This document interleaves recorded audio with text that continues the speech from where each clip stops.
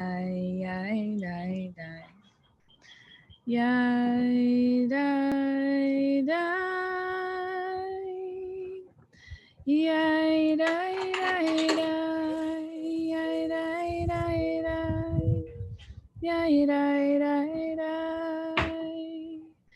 Yai, dai, dai, dai. Yai, dai, dai, dai. Yai, dai, dai, dai. Yai, dai, dai. Yai, dai, dai, dai. Yai, dai, dai. Yai, dai, dai, dai. Yai, dai, dai. Yai, dai, dai. Hello, everybody. Alana here from Wilderness Torah. I'm the Community Programs Manager, and I'd like to introduce myself and welcome you all to the virtual village. We are truly looking towards the natural world and asking, what can this time teach us? As a part of awakening the earth-based traditions of Judaism, Wilderness Torah creates village life during our immersive land-based festivals by uplifting and encouraging the individual gifts of the collective community. 4 times a week in this virtual village space, you will learn with Wilderness Torah community members who are sharing their gifts, as well as longtime stakeholders in the earth-based Jewish movement. Would love to see a raise of hands for anyone that this is your first virtual village program. Yay! Welcome! And anybody that this is your first Wilderness Torah program. Cool. So y'all have been with us for a while. We are committed to keeping the virtual village accessible and free.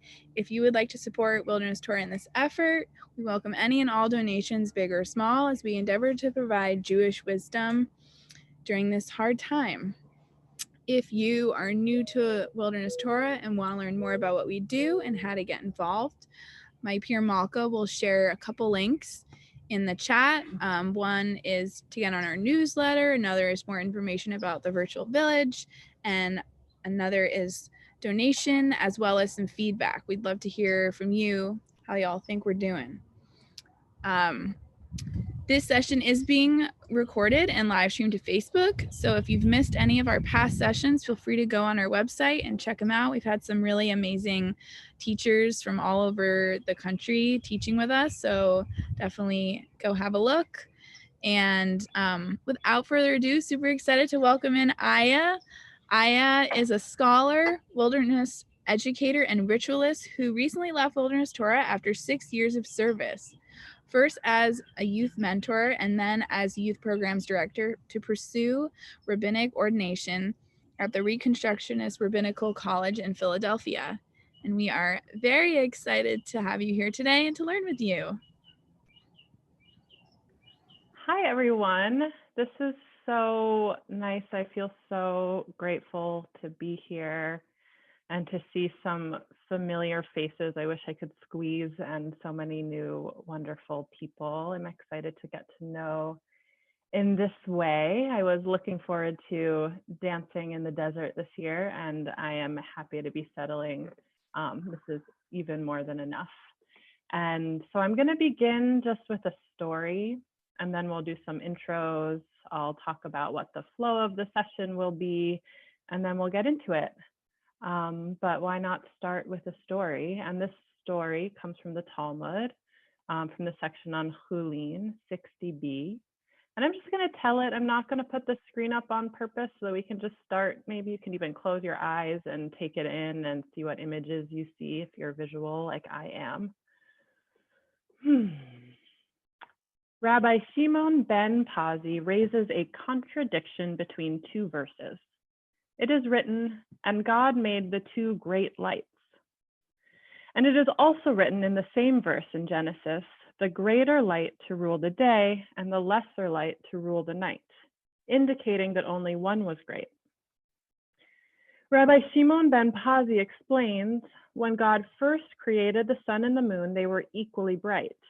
Then the moon said before the Holy One, blessed be he, master of the universe, Is it possible for two kings to serve with one crown? One of us must be subservient to the other. God, therefore, said to her, the moon, go and diminish yourself. She said before him, Master of the universe, since I said a correct observation before you, I must diminish myself. God said to her, as compensation, go and rule both during the day along with the sun and during the night with the stars. She said to God, what is the greatness of shining alongside the sun? What use is a candle in the middle of the day? God said to her, go, let the Jewish people count the days and the years with you, and this will be your greatness. She said, but the Jewish people will count with the sun as well, as it is impossible that they will not count the seasons with it. The Holy One, blessed be, said, bring atonement for me, since I diminished the moon. God began atoning. Rabbi Shimon ben Lakish teaches that God spoke of a goat that was sacrificed on the new moon and said, this goat shall be an atonement for me, having diminished the size of the moon. And so every month, this sacrifice that we once perhaps gave and each month perhaps remember is symbolic of God's own atonement for diminishing the light of the moon in favor of the bright sun. So if your eyes were closed, you're welcome to return. I wanted to start with that story and just dedicate our learning today to amplifying the light of the moon and equalizing the powers of all of the lights that are within us and shining in our world today, and hope that our learning can help bring this about in ways seen and ways that are unseen. And before we get into some of the learning, I wanted to know who's here. I definitely recognize some names and faces, but if folks would be so willing as to write in the chat your name, if you want to share your pronouns. And then I was thinking it might be nice if there's a light in your life. It's, you know, a time that can feel and actually is dark often, and I'm appreciating all of the small and big lights. So if you wanted to share one light as well. And I'll say a little bit about me. I'm Aya. I use she, her pronouns. I'm a rabbinical student at RRC and have been loving and cherishing in various ways this Wilderness Torah community. I moved to the Bay Area in 2011 and I just left less than a year ago. So I'm really happy to be here. And I think that a light that has kept me going in this darker moment has just been, I live with a 5-year-old and it's really fun to get to play. So I'm appreciating the light that lives so easily within children. So I see one share from Zelig. Welcome, Zelig and family. So many of you, your children as your bright lights. And if anyone else is so called as to just announce themselves there, I'd love to get a sense of who we have with us today.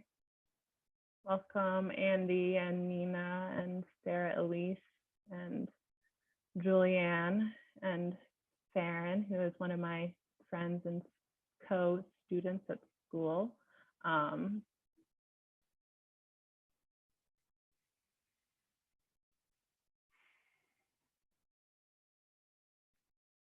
Great, so many lights, laughter, flowers, family.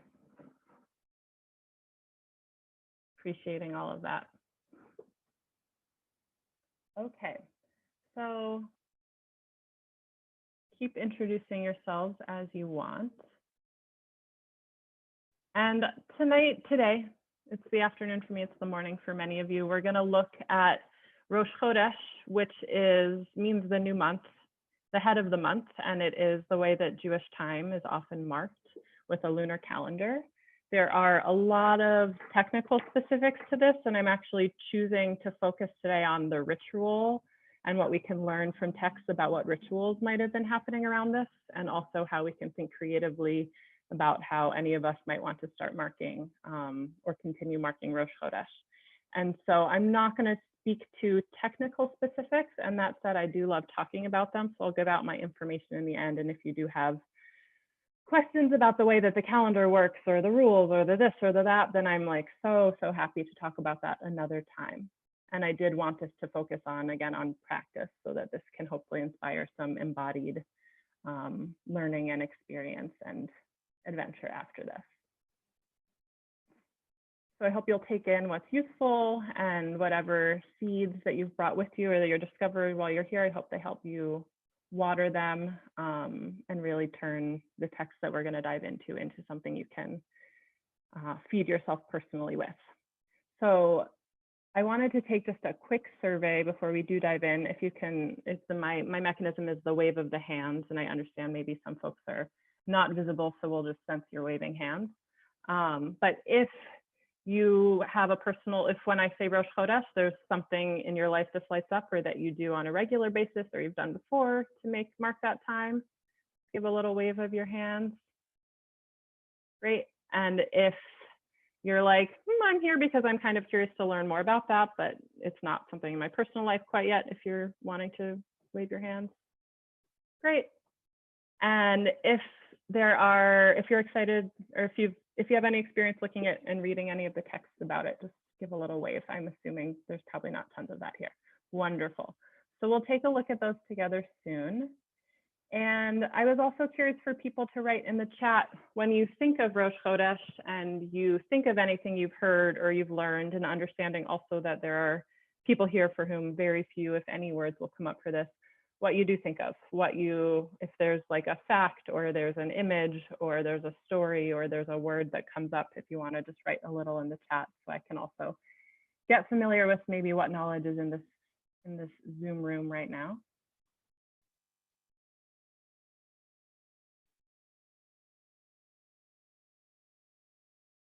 See if we get anything here, and if not, you're in the right place to have something hopefully to leave with. Sisterhood and light, female bonding time and moon love, renewal, cycles. Beautiful.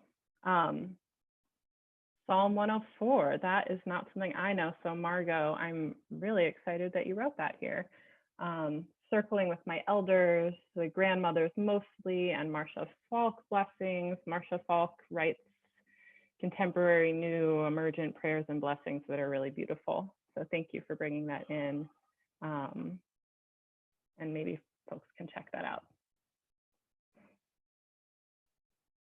So there we go. And is there anybody, just to bring in another voice before we get into these texts, that wants to just share a sentence or two about a meaningful way that you do observe or have observed Rosh Chodesh?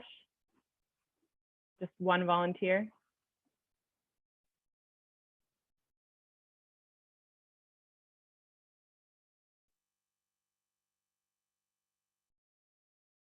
Selig supports his wife's practice in noontime. Thank you very much. Meeting and celebrating with other non-binary menstruators. That's really beautiful. I have a fire. Who was it that just spoke? That's awesome. Jim. Oh, great. So it looks like there's a whole spectrum. Baking around challah, I love that. Monthly meetings with the sisterhood from his temple. So it looks like there's already a lot of diverse practice out there. And in a moment, we're going to dive into just two texts today. And again, that the idea of the structure is we'll look at these two texts and we'll look at them all together. And then we'll have time in breakout rooms where you'll be with just a couple other people where you can talk about what comes up from the texts and also dream into how you might want to pay this forward into your life.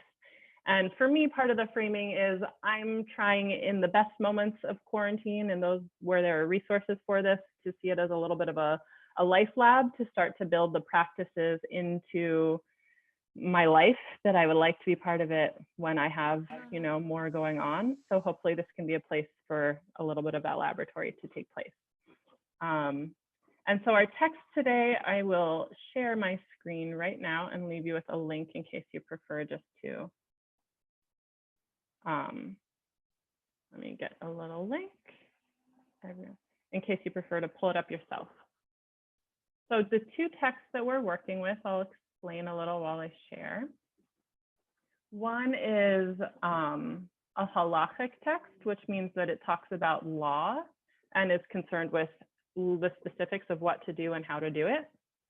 And the other text is an agadic text, which in rabbinic literature is kind of the other classification things will fall into, which means that it's basically a story and a midrash where cultural customs and beliefs and imagination is cataloged, but it's not so much telling us exactly what and how to do. It's telling us, you know, the stories that we have and keeping that story alive. So we'll start inside of the Mishnah, which is the law text, where part of the Mishnah is talking about what was actually happening when the rabbis were writing in around 200 CE when this came to be.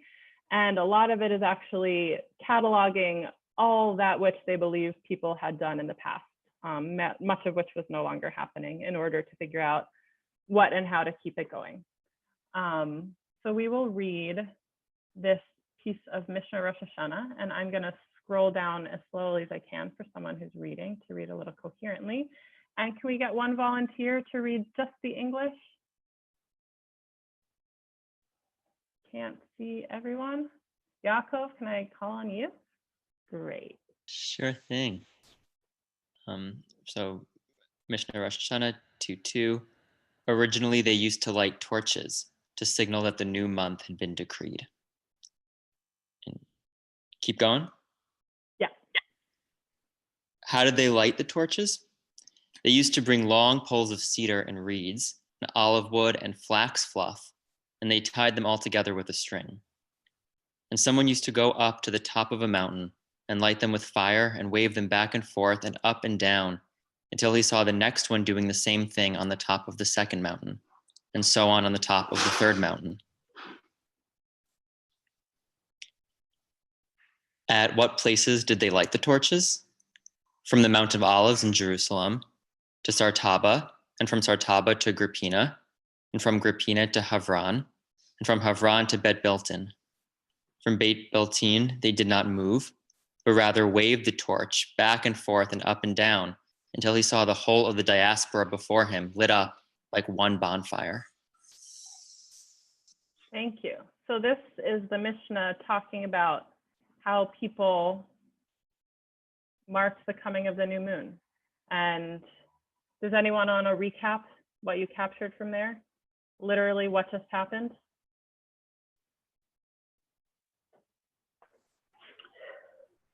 Are these not, these are like signal fires, like their best, like first form of like communication and messaging, that the fire starts at the source and then keeps getting lit throughout the land.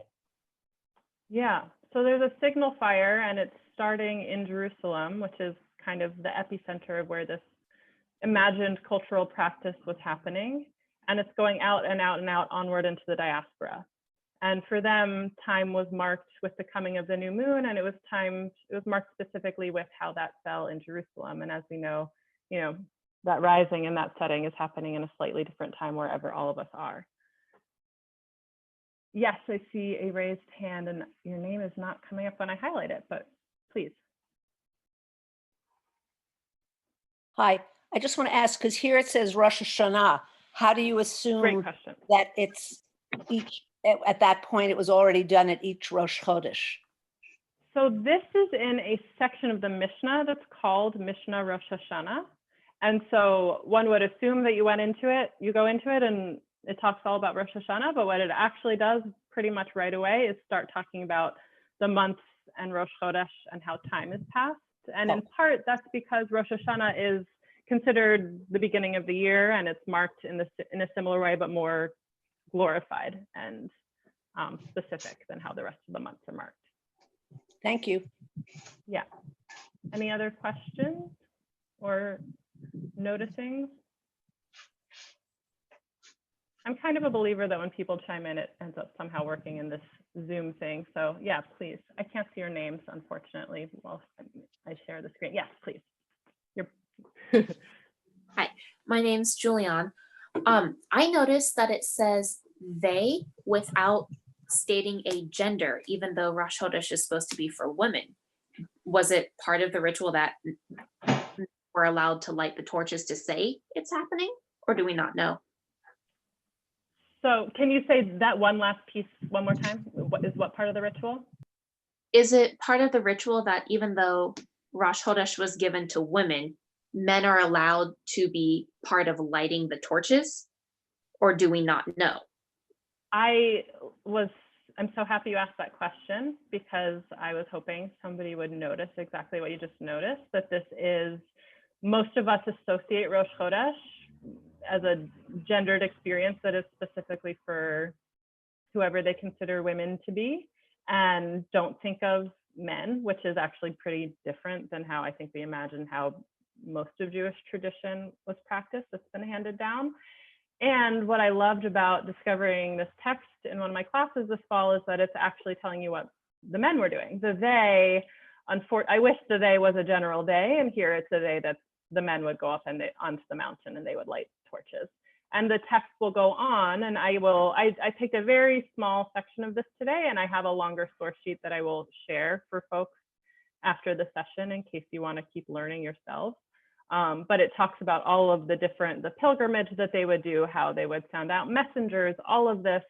And so I was really fascinated personally to learn just what you're pointing out, which is that we imagine it in a lot of liberal contemporary Jewish communities to be a holiday given to women. And here in this text, it's actually talking about practices that I think they were actually excluded from, which for me, we'll get into this a little when we're imagining our own practices. I'm doing my best to see this as a way to even have a gender expansive view of how to enjoy Rosh Chodesh these days, that there's actually lots of different stories about how different people would observe it, and that's even more of a chance to like loosen even the binary of who this holiday or this day is for. Any other noticings?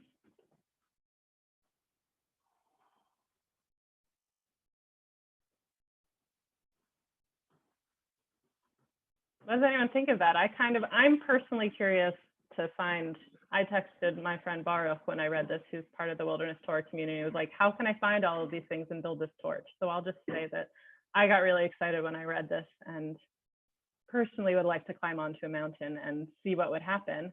And just imagining that being how space and time works, that you would actually be looking up there for that fire on that mountain. And I know probably many of you are on the West Coast right now, and like, I've seen fires on mountains in California. You can really see it.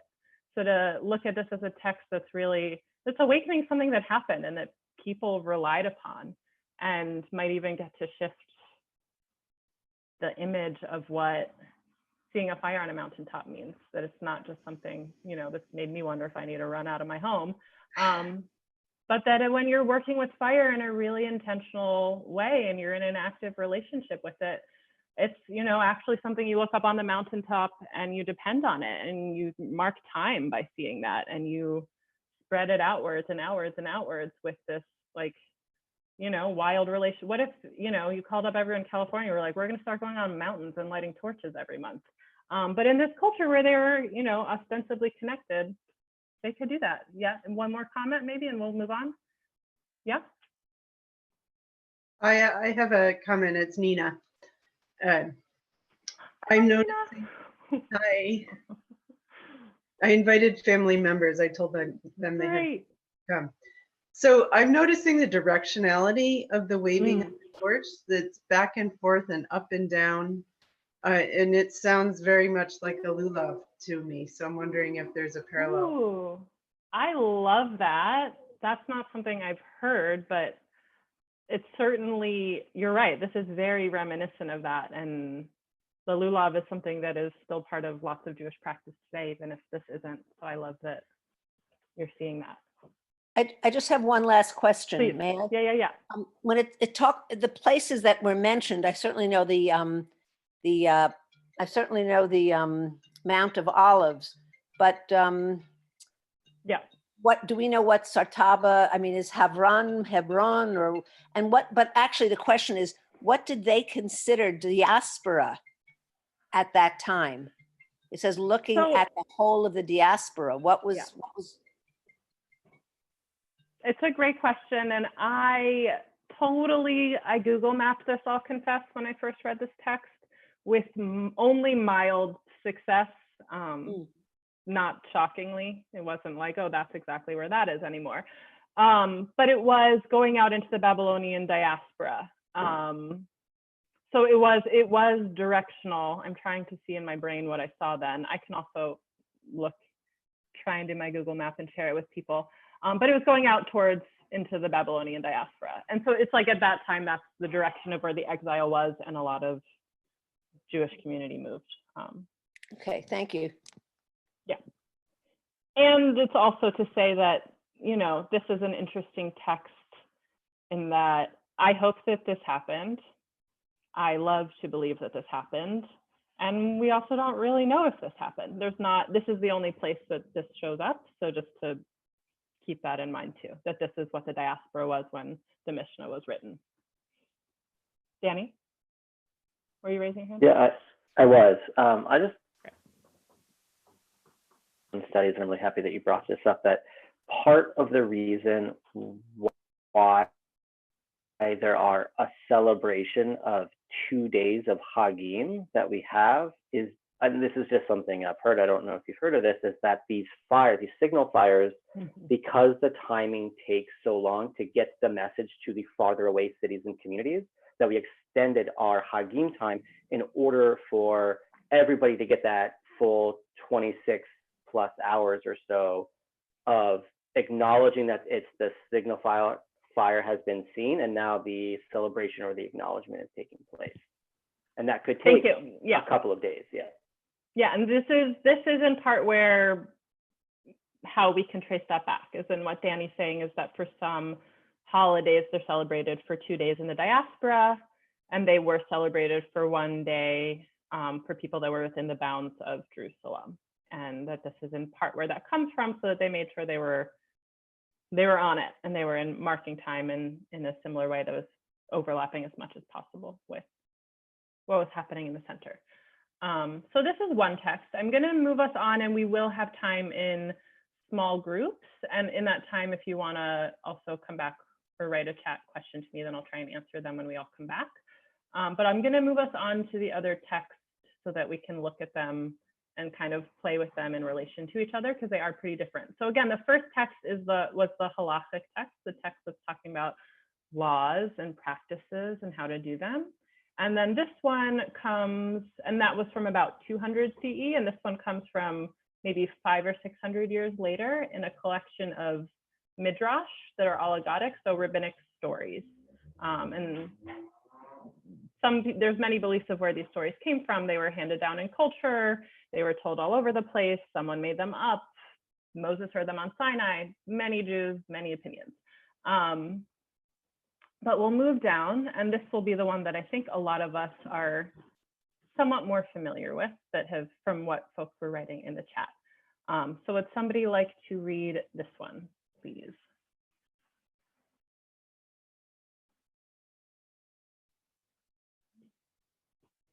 I can read. It's Nina. Wonderful, thank you. You're welcome. Pirkei to Rabbi Eliezer. Aaron argued with himself, saying, if I say to Israel, give ye to me gold and silver, they will bring it immediately. But behold, I will say to them, give ye to me the earrings of your wives and of your sons, and forthwith the matter will fail. As it is said, and Aaron said to them, break off the golden rings. The women heard this, but they were unwilling to give their earrings to their husbands. But they said to them, you desire to make a graven image and a molten image without any power in it to deliver? The Holy One, blessed be he, gave the women their reward in this world and in the world to come. What reward? My eyes have to adjust. Sorry, I know. Yeah. If you can use your cursor and show me where we are, that'd be great. Right here. Yeah. Sorry about that. Thank you. No worries. I knew that was going to happen. What reward did he give them in this world? that they should observe the new moons more stringently than the men. And what reward will the Holy One give them in the world to come? They are destined to be renewed like the new moons. So the context I neglected to give you is that this is a story that's talking about a moment in the Torah where there is people are afraid, and Moses is on Mount Sinai and they build an idol called the golden calf. And the Torah says that Aaron collects all of their gold, he melts it down and turns it into a calf, which is a deity that was worshipped culturally, like in Egypt and other places in that time. And the people have already been told, don't worship other idols. And so it's a harsh, reprimanded moment. And this midrash is basically telling us that there were women who chose not to participate in that.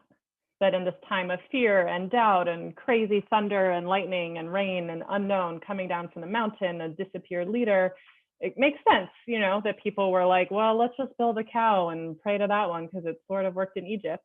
But this is saying that there were people who could maintain a steady faith in that moment.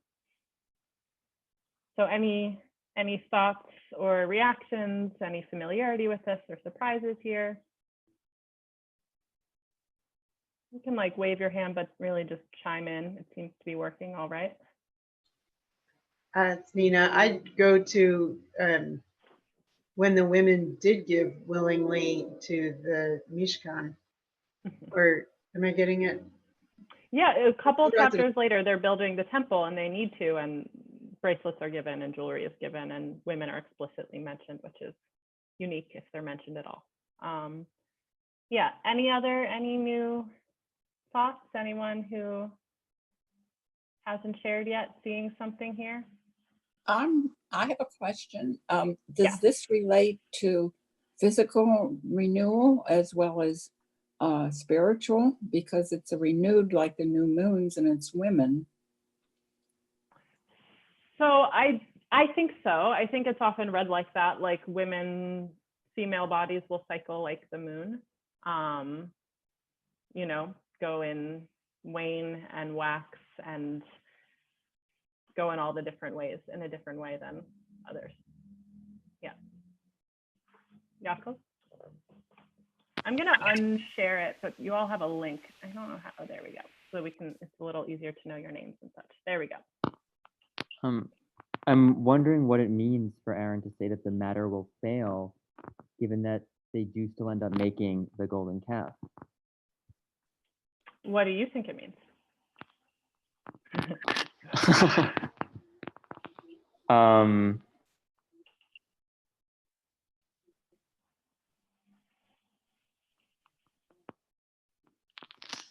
mean, it seems to be opening up this space of gendered separation or differentiation. But I'm still wondering what the failure is. Yeah, I think my answer mostly is that's a really great question, unfortunately.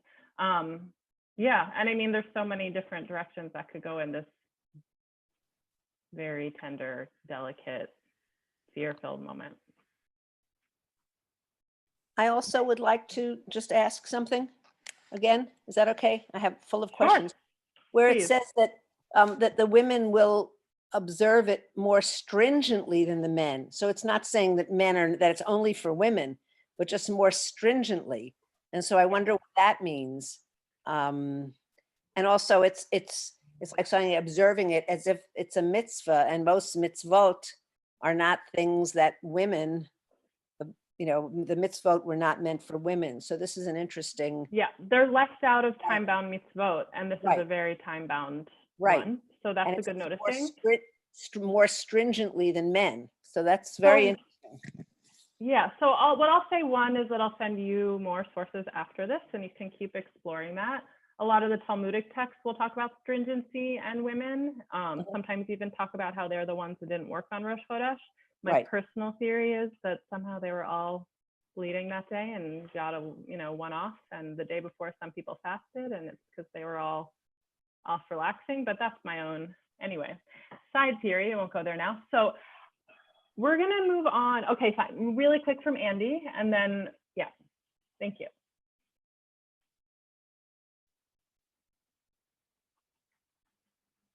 I can't. There we go. Is that I wonder if, well, I can read this as a way of actually celebrating women's moon cycles, which wasn't,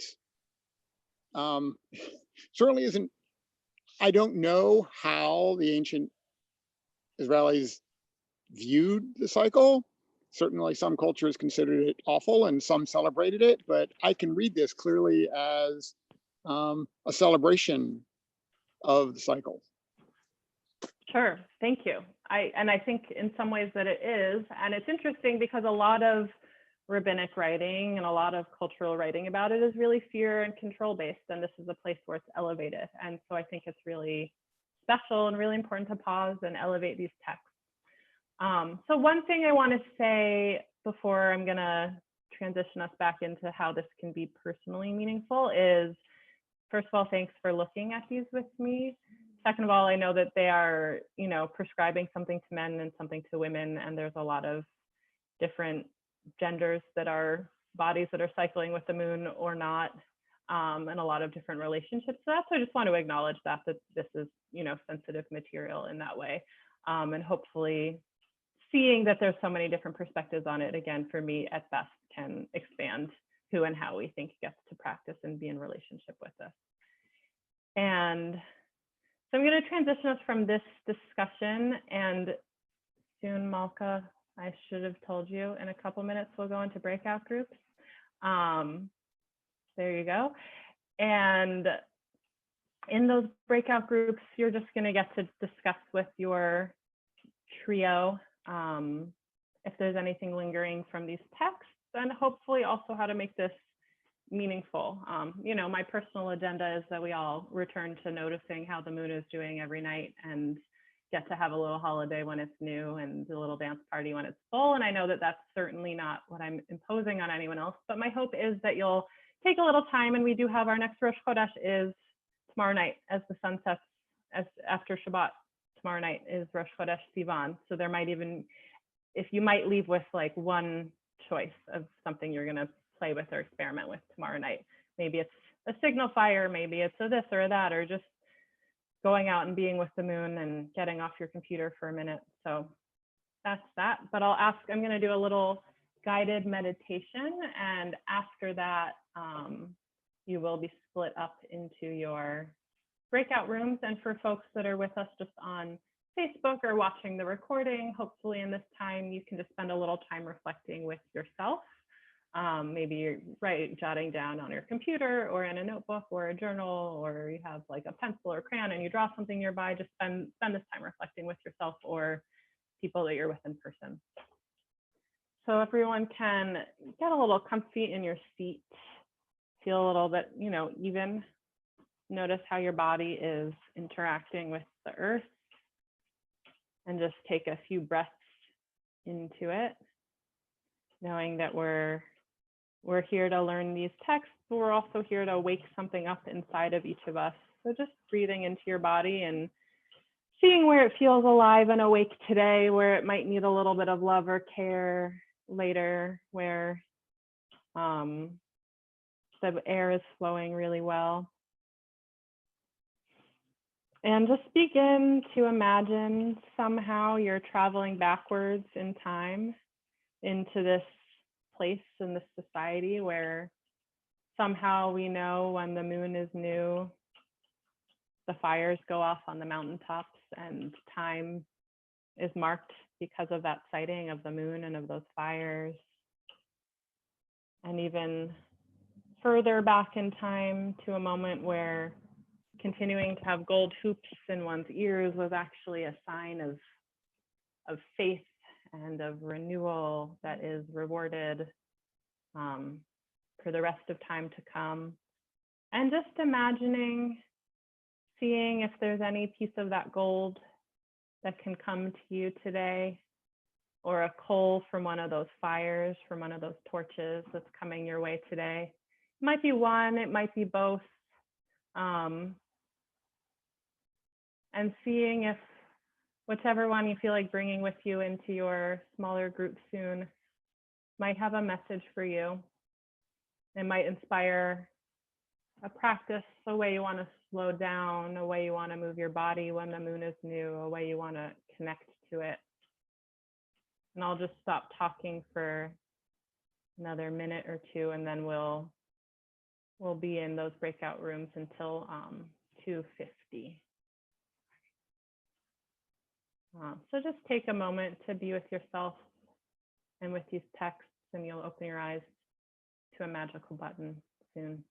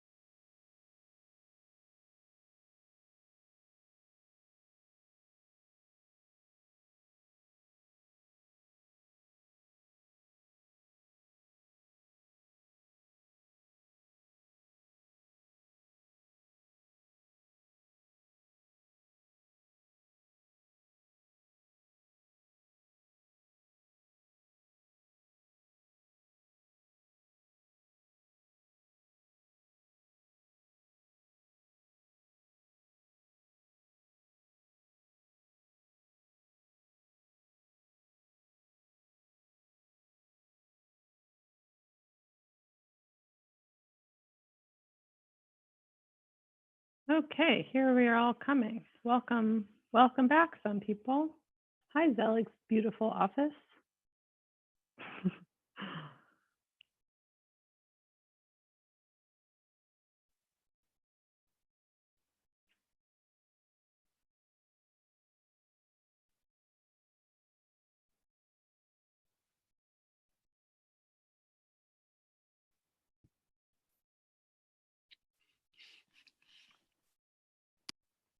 Okay, welcome back, everyone. We have just a little bit of time left, just about 5 more minutes. So I want to acknowledge, I would love to hear from everyone. And in this moment, it's not actually possible, but are there maybe 2 or 3 people that would just like to say even a sentence that you're taking back? I'm personally most interested if there are any like, here's what I might want to do on Saturday night, or here's like a whole new reality that came out for me. So if anybody has anything little to share like that that they want to do or integrate into their life or experiment with, or just a little interesting tidbit, you can raise your hand and now I can see your names. Margot?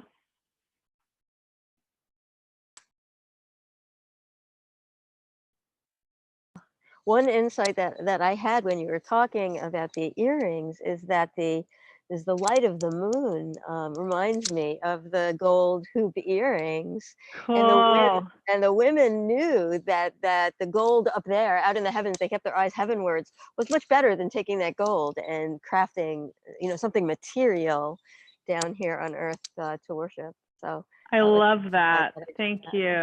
Thank you. Yeah. Any other little takeaways? See if anyone. Yes, I was talking with Pat, who is a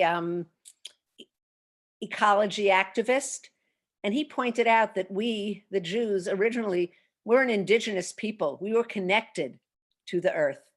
You know, we have real rules about how to restore the earth through the Shemitah and the Jubilee year, and how not to destroy the earth. And it's a wonderful connection when he said that, indigenous people. It made me feel, let's honor that and act that way. Yeah, thank you. Thank you, Pat. And I'll just say one last thing before I'll turn it over to Malka, which is essentially that my hope is, I think that maintaining this and having this written down even was in some ways really subversive. This text, you know, surfaced when Jews were already living in empire, and in an empire with a really different calendar and way of life. And it was a long time, you know, after they were living agriculturally or ecologically or indigenously, but that in some ways it's subversive to have this different calendar, and this calendar that is intimately connected to the rhythms of the world around them.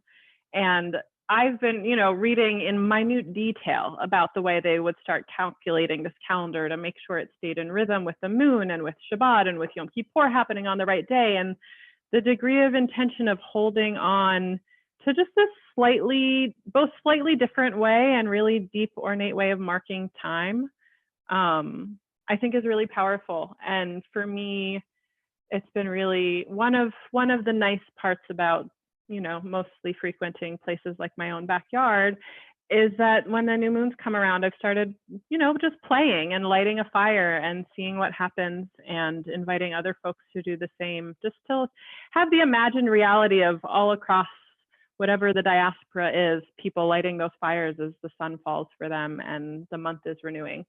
So in closing, I'll just invite everyone in whatever way is meaningful for them. And I assume that there's a list of who is here right now that maybe Malka has. Is that true?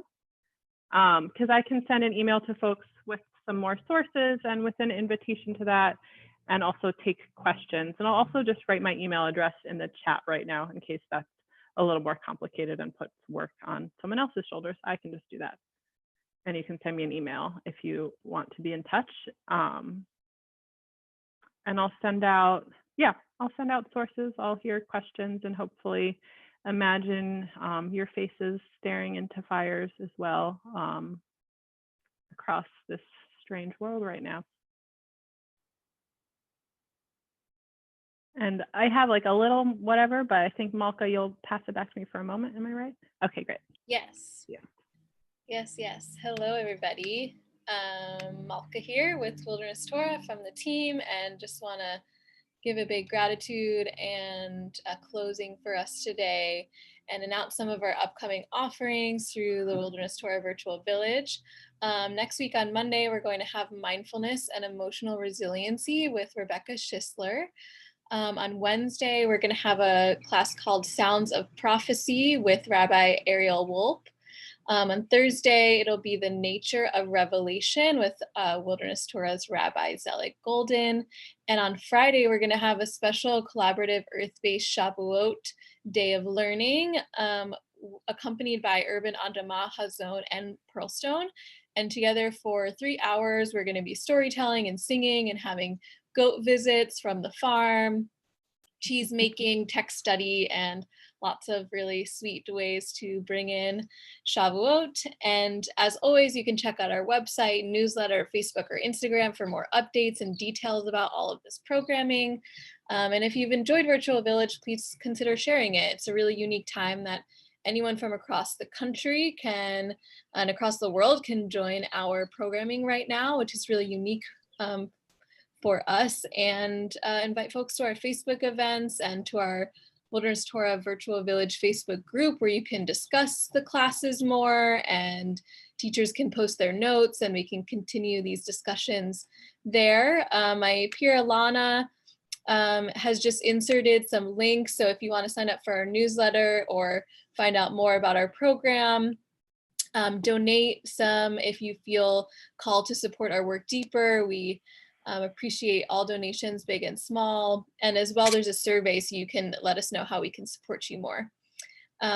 Lastly, want to say thank you so much to Aya for this beautiful offering. I always really appreciate your sessions of study. I got to study with you last Shavuot, and it was such a blessing as always. You asked such great questions and really enlivened such a conversation that I'm really grateful to be a part of. So thank you for being here with us, and really sweet example of how we can connect still across the country as a community.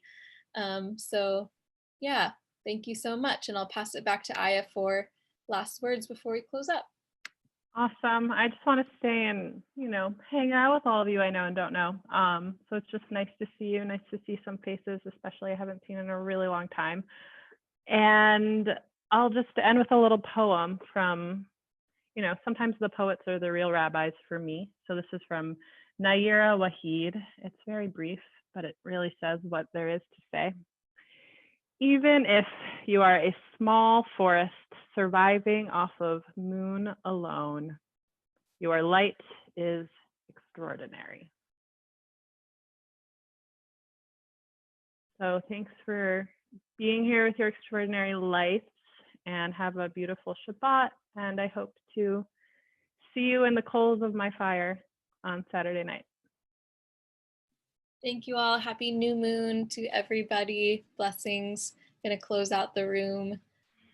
Have a beautiful weekend and a start of your week next week. See you soon. Bye. Thank you. Thank you so much. Thank you, Aya. This was really, really a pleasure.